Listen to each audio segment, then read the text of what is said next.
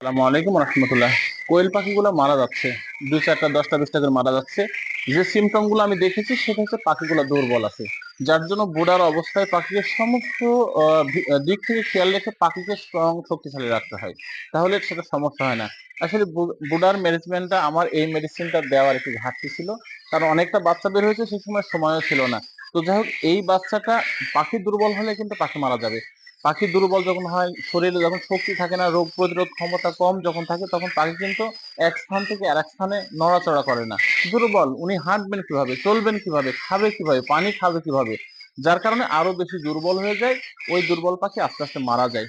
যার কারণে সেই সমস্যা এটা হয়েছে, যার কারণে আমি লাইসোবিট ব্যবহার করব আজকে রাত্রে। তো অনেকেই এইটার সম্পর্কে অনেকেই ধারণা থাকে না।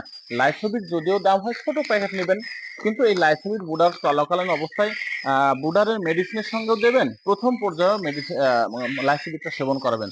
তাহলে বাচ্চা যখন বুডারে প্লেস করবেন, তখন থেকে বাচ্চার যে রোগ প্রতিরোধ ক্ষমতা বৃদ্ধির জন্য যে একটা মেডিসিন তাকে সেবন করালেন, এবং তার শক্তিকে, তার পাখিকে, সেই পাখিকে তার ধারণ ক্ষমতাটা, তার শক্তি বৃদ্ধি করার একটা মেডিসিন দিলেন, সেই জায়গা থেকে পাখিটা পরবর্তী সময় যেগুলো হবে, থাকবে এবং বাঁচবে, রাখবেন, আপনার পাখিটা স্ট্রং থাকবে।